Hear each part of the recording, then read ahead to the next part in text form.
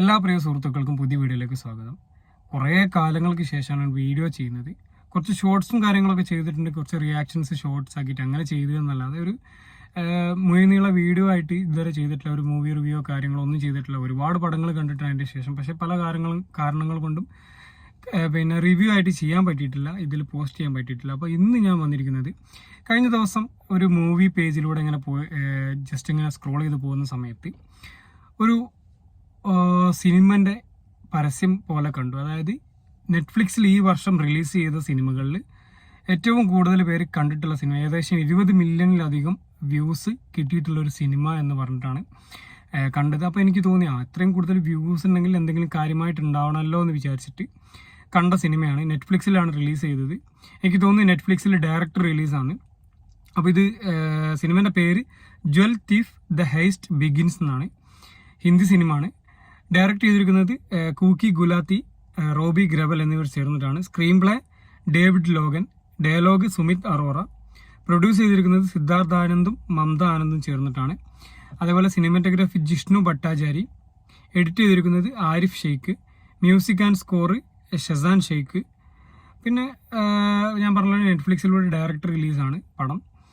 പിന്നെ ഇതിൽ പ്രധാന കഥാപാത്രങ്ങളായിട്ട് വന്നിട്ടുള്ളത് സെയ്ഫ് അലി ഖാൻ, ജയ്ദീപ് അഹ്ലാവത്ത്, നികിത ദത്ത, കൃണാൽ കപൂർ, ഗുൽഭൂഷൺ ഗർഭാന്ത, ഉജ്ജൽ ഗൗരാന, ഗഗൻ അറോറ, ഷാജി ചൗധരി, സുമിത് ഗുലാത്തി, മീനൽ സാഹു, അയാസ് ഖാൻ. ഇവരൊക്കെയാണ് പ്രധാന കഥാപാത്രങ്ങളായിട്ട് വന്നിട്ടുള്ളത്. കൂടുതൽ വലിയ കാസ്റ്റ് ഒന്നുമില്ല. അപ്പം ഇങ്ങനെയാണ് ഇതിൻ്റെ ഒരു കാസ്റ്റ് ആൻഡ് ക്രൂ.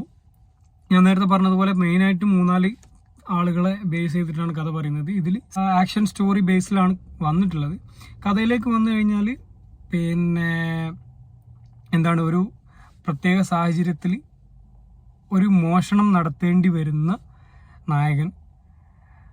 ആ സാഹചര്യം എന്താണെന്നുള്ളതൊക്കെ നമുക്ക് സിനിമ കണ്ട് മനസ്സിലാക്കുന്നതാണ് നല്ലത്. ഏതായാലും ഒരിക്കലും ആ മോഷണം ഒഴിവാക്കാൻ പറ്റാത്ത രീതിയിൽ ഈ വില്ലനായിട്ടുള്ള കഥാപാത്രം അദ്ദേഹത്തിന് ആ മോഷണം ഏൽപ്പിക്കുന്നു. പിന്നെ ആ മോഷണം നടത്താൻ ശ്രമിക്കുന്നതും അതിന് ശേഷം ഉണ്ടാകുന്ന കാര്യങ്ങളും ഒക്കെ തന്നെയാണ് ഈ സിനിമയിൽ പറയുന്നത്. ഒരു വിലപിടിപ്പുള്ള ഒരു കാര്യം മോഷ്ടിക്കാൻ വേണ്ടിയിട്ട് നല്ല ഹൈ സെക്യൂർഡ് ആയിട്ടുള്ളൊരു സ്ഥലത്ത് കയറുന്നതും അതിൻ്റെ പിന്നാലെ ഉണ്ടാകുന്ന കാര്യങ്ങളും, എങ്ങനെ മോഷ്ടിക്കും, എങ്ങനെ ഇവരത് എക്സിക്യൂട്ട് ചെയ്യും, ഇങ്ങനെ തുടങ്ങിയിട്ടുള്ള കാര്യങ്ങളാണ് ഒരു ചെറിയ രീതിയിൽ കഥ പറയുകയാണെങ്കിൽ. അപ്പോൾ എന്നെ സംബന്ധിച്ചിടത്തോളം ഒരു ഭയങ്കര സംഭവമായിട്ട് തോന്നിയിട്ടില്ലെങ്കിലും അത്യാവശ്യം കുഴപ്പമില്ലാതെ കണ്ടിരിക്കാവുന്ന, ഒരു മടുപ്പില്ലാതെ കണ്ടിരിക്കാവുന്ന ഒരു സിനിമ എന്നുള്ള രീതിയിൽ പരിഗണിക്കാൻ പറ്റും. ഒന്നാമത് ഇതിന് എനിക്ക് തോന്നുന്നു 2 മണിക്കൂറും 2 മിനിറ്റും അങ്ങനത്തെ കുറഞ്ഞ ദൈർഘ്യമുള്ളൂ സിനിമയ്ക്ക്. ഈ ഡ്യൂറേഷൻ ആയതുകൊണ്ടാണോ എന്നറിയില്ല, പിന്നെ അതുകൊണ്ടാണോ എന്നറിയില്ല. എന്തായാലും ഒട്ടും ബോറടിക്കാതെ കണ്ടു തീർത്തൊരു സിനിമയാണ്. പിന്നെ സ്ഥിരം ഹിന്ദി സിനിമയിലുള്ള ചില പ്രണയരംഗങ്ങളും കാര്യങ്ങളും പാട്ടുകളും ഒക്കെ ഉണ്ടെങ്കിലും അതൊക്കെ അത്ര സിനിമയായിട്ട് ഇണങ്ങിച്ചേർന്ന് പോകുന്ന രീതിയിലല്ല എന്ന് തൊഴിച്ചു നിർത്തിയാൽ ബാക്കി എന്നെ സംബന്ധിച്ചിടത്തോളം അത്യാവശ്യം നല്ല കിടിലനായിട്ടുള്ളൊരു, അതായത് ഭയങ്കര സംഭവമല്ല എന്നാലും കണ്ടിരിക്കാവുന്ന രീതിയിൽ ഒരു അനുഭവം തന്നിട്ടുള്ള സിനിമയാണ് jewel thief the haste begins. പിന്നെ എന്താ പറയുക, ചില സീനുകളൊക്കെ ലോജിക്കലി അധികം ചിന്തിക്കാതെ കണ്ടു കഴിഞ്ഞാൽ നമുക്കത് അത്ര പ്രശ്നമായി തോന്നില്ല. ഒരു ഭയങ്കര ഞാനിപ്പോൾ ധൂം 2 അതുപോലെ ആ ഒരു സിനിമകളൊക്കെ ഭയങ്കര ഈ മോഷണവും കാര്യങ്ങളും ഒക്കെ പറയുന്ന ഒരു സിനിമയാണ്.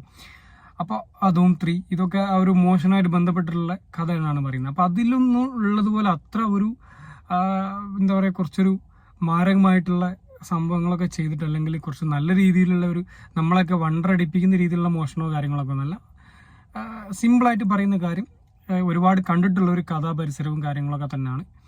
പക്ഷേ ഏറ്റവും വലിയ മെച്ചം എന്ന് പറയുന്നത് സിനിമ കിടിലനായിട്ട് മേക്ക് ചെയ്ത് വെച്ചിട്ടുണ്ട്. ഒരു ഹോളിവുഡ് സിനിമ കാണുന്ന ആ ഒരു രീതിയിൽ നമുക്ക് കണ്ടിരിക്കാൻ പറ്റുന്ന രീതിയിലാണ് സിനിമ മേക്ക് ചെയ്തത്. അതുകൊണ്ടാണോ എന്നറിയില്ല, ഒട്ടും ബോറടി ഇല്ലാതെ നല്ല രീതിയിൽ കണ്ടിരിക്കാൻ പറ്റിയിട്ടുണ്ട്. ഡയറക്ഷൻ ബേസും പിന്നെ ഒക്കെ നല്ല അടിപൊളിയായിരുന്നു. പ്രത്യേകിച്ച് ഇതിൽ വില്ലൻ അടിപൊളി വില്ലനായിരുന്നു. മുമ്പ് എവിടെ പറഞ്ഞതുപോലെ വില്ലൻ നന്നായാൽ പകുതി പടം നന്നായി എന്ന് പറയുന്നത് പോലെ തന്നെ വില്ലൻ നല്ല അടിപൊളി വില്ലനായിരുന്നു. നല്ല ക്രോയലായിട്ടുള്ള, നല്ല ടിപ്പിക്കൽ ഒരു നായകന് ചേർന്നൊരു വില്ലൻ എന്നുള്ള രീതിയിലായിരുന്നു വില്ലൻ്റെ കഥാപാത്രം. പിന്നെ സെയ്ഫ് അലി ഖാൻ മോശമില്ലാത്ത രീതിയിൽ കഥാപാത്രം ചെയ്തു വെച്ചിട്ടുണ്ട്. ഓളിനോൾ നോക്കുമ്പം ഒരു ടിപ്പിക്കൽ ഹിന്ദി സിനിമേൻ്റെ അകത്തേക്ക് ടിപ്പിക്കൽ ആക്ഷൻ സിനിമേൻ്റെ അകത്തേക്ക് കുറച്ച് ഹേസ്റ്റും കാര്യങ്ങളും അതിൻ്റെ കൂടെ നല്ല കിടിലൊരു മേക്കിങ്ങും ഒക്കെ വെച്ചിട്ട് ഒരു കിടിലൻ സിനിമ.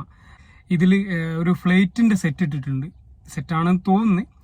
ഏതായാലും അതൊക്കെ നല്ല കിടിലനായിട്ടുണ്ട്. കറക്റ്റ് അതിൽ ആ ഒരു സീനിൽ കൃത്യമായിട്ട് നല്ലൊരു ഫ്ലൈറ്റിൽ യാത്ര ചെയ്യുന്ന അല്ലെങ്കിൽ ഫ്ലൈറ്റിൻ്റെ സീന് കാണുന്ന പോലെ തന്നെ തോന്നിയിട്ടുണ്ടായിരുന്നു. അങ്ങനെ മൊത്തത്തിൽ അത്യാവശ്യം ഒരു വൺ ടൈം വാച്ചബിൾ അല്ലെങ്കിൽ മോശമില്ലാത്ത രീതിയിൽ കണ്ടിരിക്കാവുന്ന, നമുക്ക് സമയനഷ്ടമില്ലാത്തൊരു നല്ലൊരു സിനിമയായിട്ടാണ് എനിക്ക് ദ ജ്വൽ തീഫ് കണ്ടപ്പോൾ തോന്നിയത്. അപ്പോൾ കണ്ടിട്ടില്ലാത്ത ആളുകളൊക്കെ ജസ്റ്റ് ഒന്ന് കണ്ടു നോക്കുക. എനിക്ക് തോന്നുന്നു നെറ്റ്ഫ്ലിക്സിലായതുകൊണ്ട് എല്ലാ ഭാഷയിലും അവൈലബിൾ ആയിരിക്കും. മലയാളം ഉണ്ടോയെന്ന് അറിയില്ല, പക്ഷെ ഞാൻ ഹിന്ദിയിൽ തന്നെയാണ് കണ്ടത്. അപ്പോൾ മറ്റുള്ള ഭാഷകളിലും അവൈലബിൾ ആയിരിക്കും. അപ്പോൾ കാണാൻ പറ്റുന്ന ആളുകളൊക്കെ ഒന്ന് കണ്ടു നോക്കുക. സമയം നഷ്ടമാവാത്ത അത്യാവശ്യം ഡീസൻ്റ് ആയിട്ടുള്ള ഒരു സിനിമ ആയിട്ടാണ് എനിക്ക് ജ്വൽ തീഫ് തോന്നിയത്.